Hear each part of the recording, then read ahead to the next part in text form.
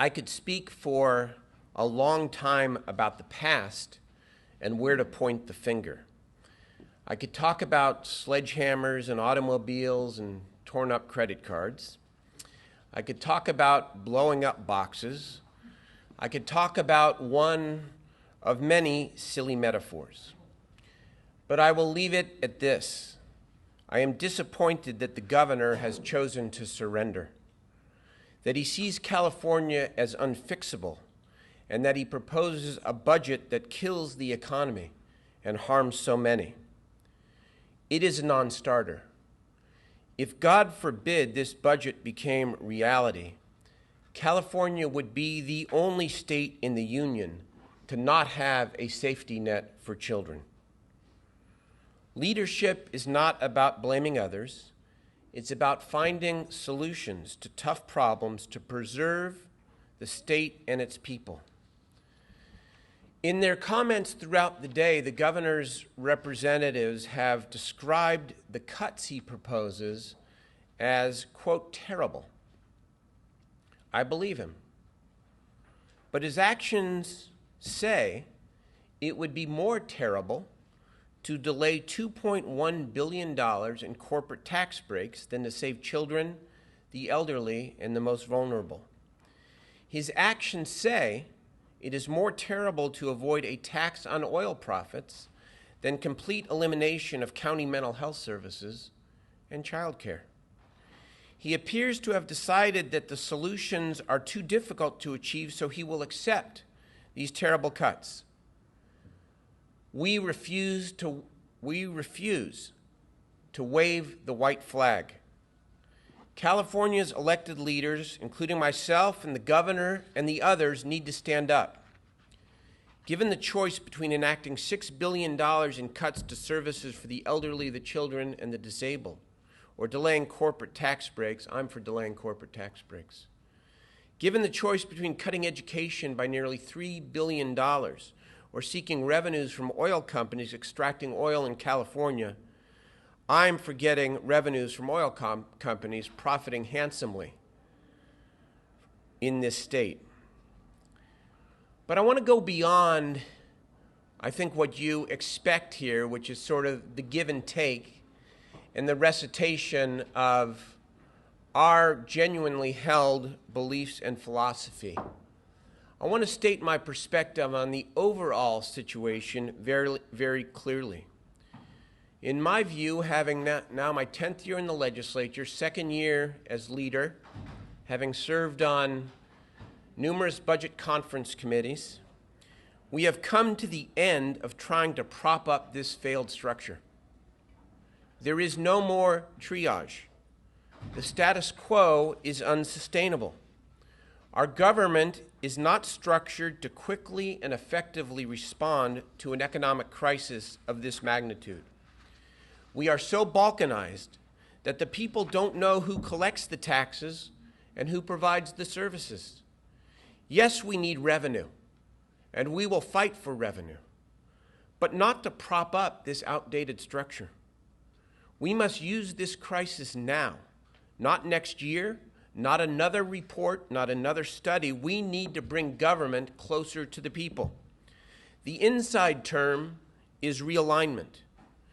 What it means to the people of California is that we must take many of these state programs that otherwise may be decimated and give them to the locals and the school districts, give them restored revenue and the ability to raise revenue themselves.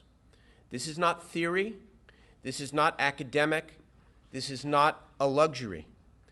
Those who say too difficult, too complicated, I challenge you to do this. Bring forward an alternative that balances the budget, preserves essential public investments, and does not rely on gimmicks. Finally, I do want to respond to one thing that the governor highlighted in his comments about the tax structure. I think we all agree that California's tax structure needs updating. But to say that we are living through this budget crisis solely or primarily because of the tax structure is just plain wrong. The legislative analysts said clearly that if we had adopted the Parsky Commission's recommendations, that revenue would actually drop $10 billion. And the governor has this theory about the GDP that he keeps talking about, but this is what we know about California. Personal consumption in California has fallen by the largest percentage since 1980. Home prices have plunged dramatically since 2007, from an average of $484,000 a home to $250,000. The share of corporate income tax paid in California has fallen by nearly half since 1981.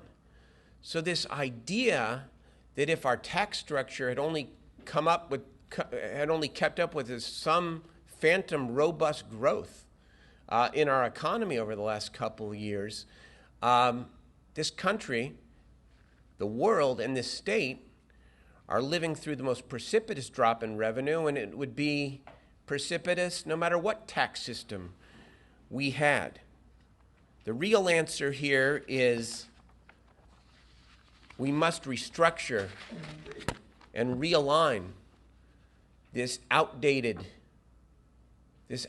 structure that we have here in California, and we need to provide the revenue to the entity that is in the best place to provide the services. Senator Ducheny, please come on and make a couple comments, and then we'll take questions.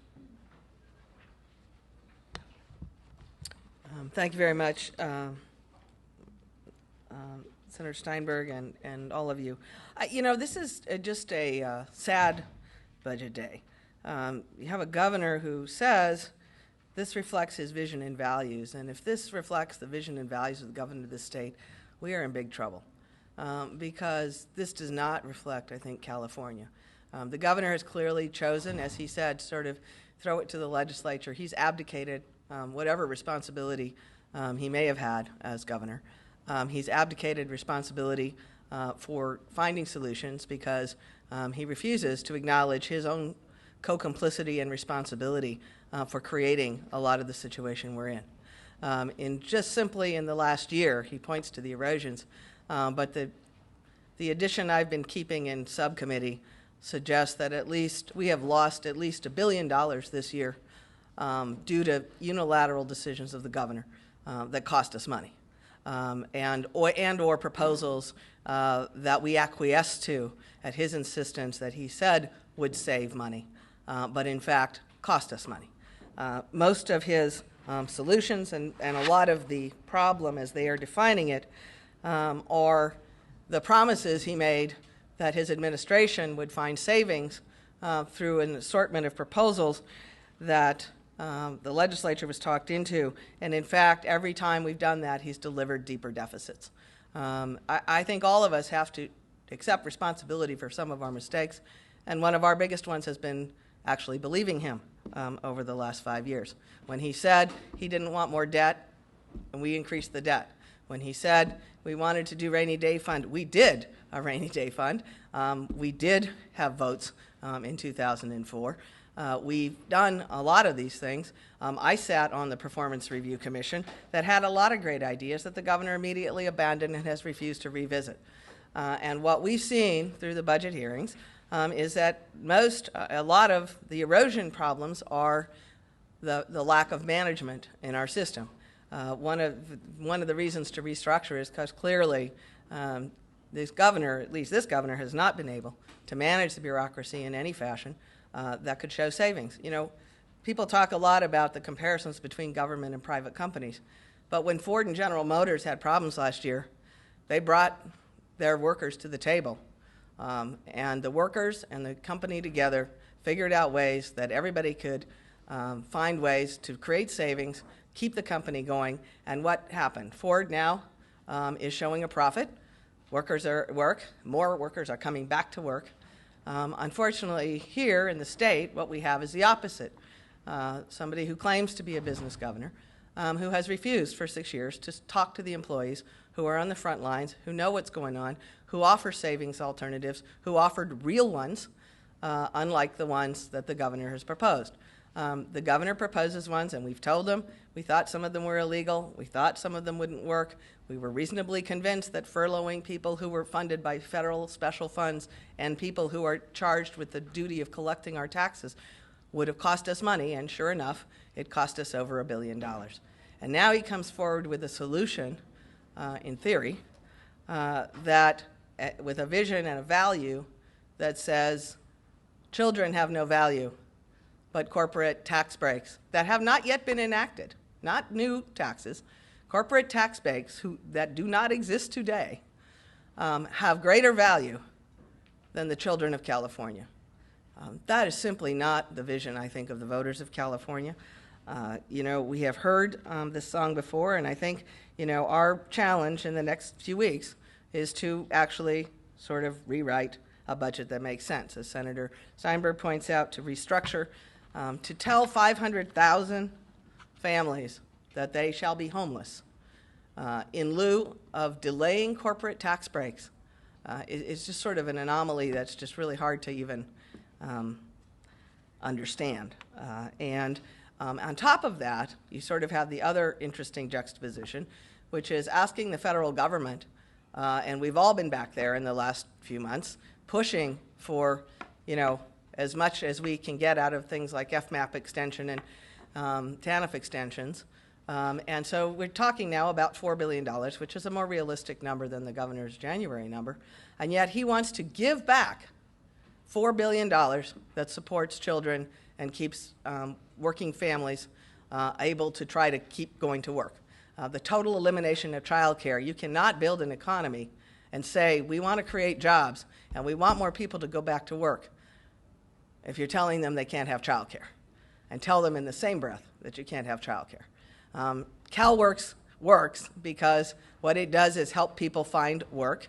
It helps families sustain themselves while they look for work and not have to worry about their children because they have child care and Medi-Cal.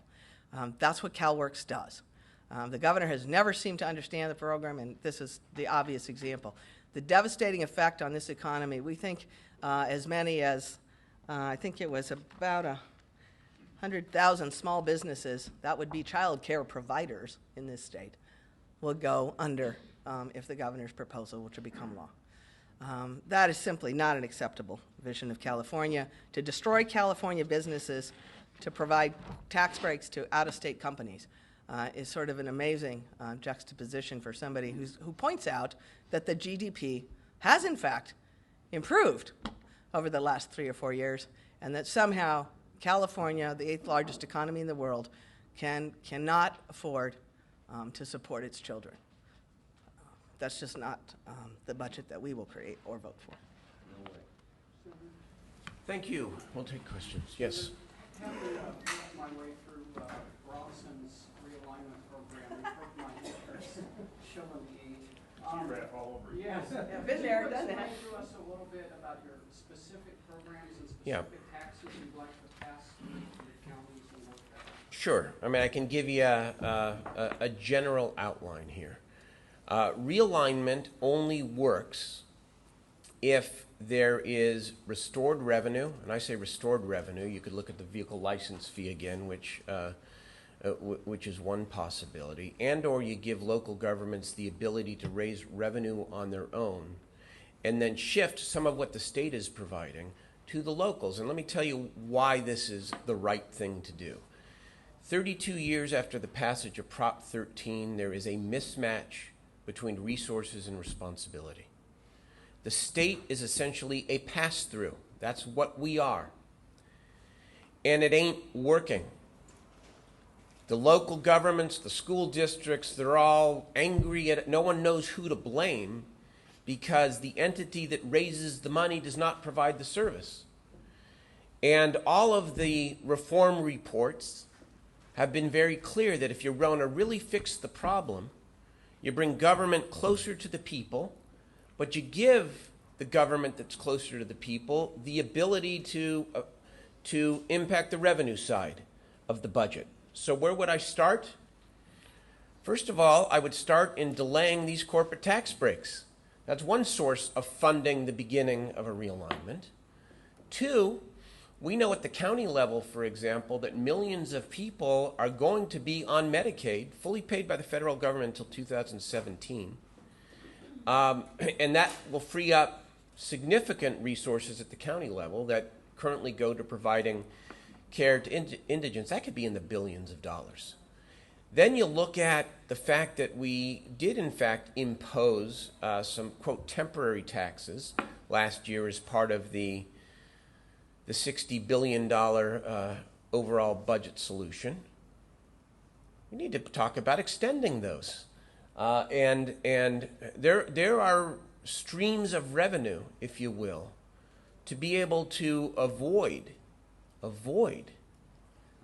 this unacceptable proposal. I mean, Senator Ducheny put it very well. What kind of civilized society maintains business tax breaks and eliminates child care? That's not California that I recognize or take pride in living in. And so there are, so let's get, Governor wants to get creative. You know, this is his 7th year as governor. I believe in 7th chances. You know, this is one more chance to dig in and be serious about changing what is a broken structure. If I may follow up, what programs do you Well, the county to take over? You want to give them money? here are the categories. We got to talk about it, but I'll give you the categories. We're talking about health and human services, and we're talking about corrections, public safety, and child welfare. We may be talking about, you know, there may be something to look at in the education area as well. You know, Senator Simiti and others have bills to allow for less than a 2/3 supermajority to pass a parcel tax for local school districts. I mean, it's all part of the mix. Harrisburg and California is probably pushing this idea of realignment. They talk about counties being given the power to collect local sales taxes for revenues. Is that the sort of thing that you're also interested in? Yes. Sure, you got to give them some authority over the revenue side of the equation. As I said earlier, this isn't a luxury, this isn't now theoretical. If this is the construct that's being presented, $13+ billion of cuts that are completely unacceptable to the majority party, and the Republicans are not going to vote to raise revenue to prop up the state, the current system that we have, the intelligent alternative is to add revenue but make it part of an intelligent restructuring that is essential. Hey, Darrell, can you Go ahead, Denise. Well, I mean, I just, you know, there's a huge opportunity there that we are still just starting to begin to try to figure out how to explore, but there are opportunities for savings in healthcare based on the new federal law. That's right. And additional federal funds, and opportunities to do some things that California has wanted to do in the past, but you need federal waivers and all of these things. But now is the chance to do integrated healthcare services. And for senior citizens and for those who are the most costly Medi-Cal patients, to have integrated healthcare with a medical home, which is a model that is suggested in the federal law. We are in a position to almost do that quickly because we have had Medi-Cal managed care in this state, and to integrate our IHSS services with our Medi-Cal services, with our adult day healthcare services, and save money in the overall system by actually providing better care. So those are examples. It's time to get intelligent. You have this realignment proposal, though, and you switch the tax collection authority and the service, you know, to the locals. If it's still dependent on income and sales taxes, I mean, aren't we still going to see the same volatility in the income? Well, you have to create headroom. There's a number of ways to create headroom. One, we've talked about these corporate breaks that don't have to go into effect immediately. Two, as Senator Ducheny said, and I said earlier, federal health care reform will free up from $2 to $4 billion that is currently being spent mostly by counties to provide health care to indigents. And then there are restored revenue sources like the VLF and others that could be used as part of a restructuring, reorganizing of this government. What I'm asking is, would you like to see property tax be part of this? No, we're not going to touch residential property tax. obviously. You mentioned extending the Jim, temporary- Jim had the next question. I'm sorry, I Brian. just want to know if you can or will say outright that you will not pass a budget that eliminates CalWORKs. We will not pass a budget that eliminates CalWORKs outright. We will not be party to devastating children and families, period. It's not why we came here. It's not what we believe in. And as Senator Ducheny said, more importantly, the people of California don't believe in eliminating help for people who most need it, especially kids. No way. It sounds like you're saying that the corporate tax breaks are kind of Yeah. ground zero for you. I'm sorry? Corporate tax break rollbacks are kind of ground zero. I didn't count how many times you mentioned that today, but it was a few. So is 17 and a half, that, is that I think. kind of is that where you, is that a That's where we withdrawal? start. Unless you're going to talk about that, you're not. Well, obviously there's revenue, there's cuts, and there's restructuring. We've, just so the record is clear, we have participated, in fact, voted for over $30 billion worth of cuts over the last year and a half. And, we always act responsibly, but we're not going to put California behind Mississippi and other states. I mean, the irony of it is that they're exactly the same number. So the corporate tax breaks is over $2 billion. The state cost of CalWORKs is less than $2 billion. And for that, you're giving up $4 billion to the economy in the federal funds that come to support CalWORKs. So the whole thing doesn't make sense. A lot of these proposals of the governor's cost, as we found last year, they cost more money than they save. He calls them cuts. Finance scores them that way, but they refuse to score the cost. I've been fighting with them all year. They're finally going to score the $500 million that their furlough decisions cost us. But they aren't scoring the cost of jails and foster care and child welfare services if their CalWORKs proposal were to take effect. They refuse to score the cost of their proposals. Yep. Well, pension reform. Let's talk about that. First of all, on the issue of pension reform, not a single reform idea will do a thing to help us in this year's budget or for budgets for the next decade or more. Is it a subject that needs to be talked about? Absolutely. Is it a subject that first ought to be discussed across the bargaining table? Yes. And in fact, as we speak, I know that the Department of Personnel Administration and most of the public employee unions in California are sitting down and beginning to have those conversations. But it's another one of those for maybe it's a negotiating tactic. I don't know. I mean, I know what I'm most interested in when I prioritize, and that is saving essential services for people, for kids, saving essential services for kids, the elderly, and the vulnerable.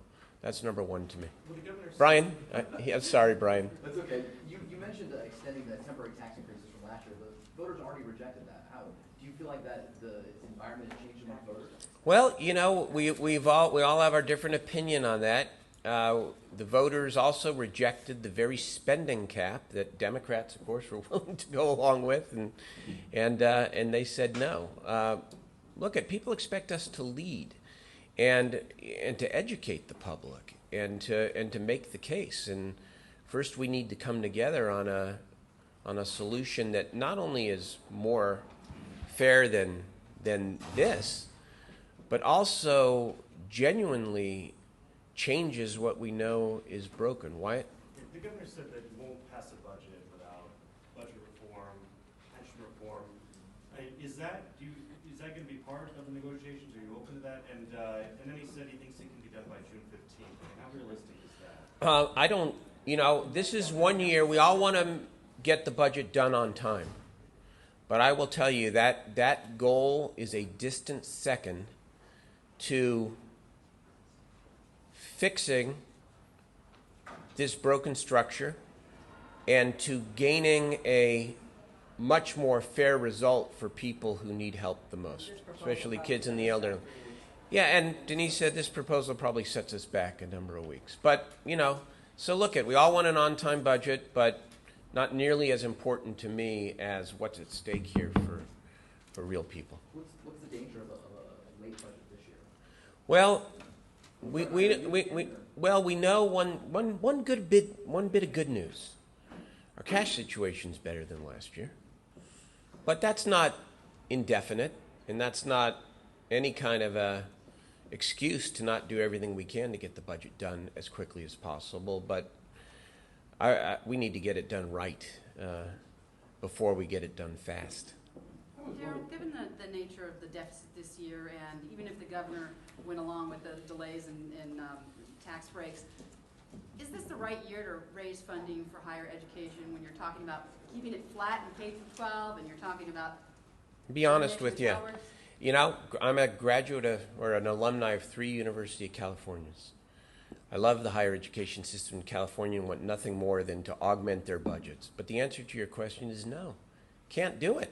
Not under this structure. What do you're going to eliminate the safety net for kids in this state and to the elderly and increase funding in any area? I can't get my head around that. Love to increase funding for higher education. Maybe with some new revenue, we can do that. But otherwise, can't see it.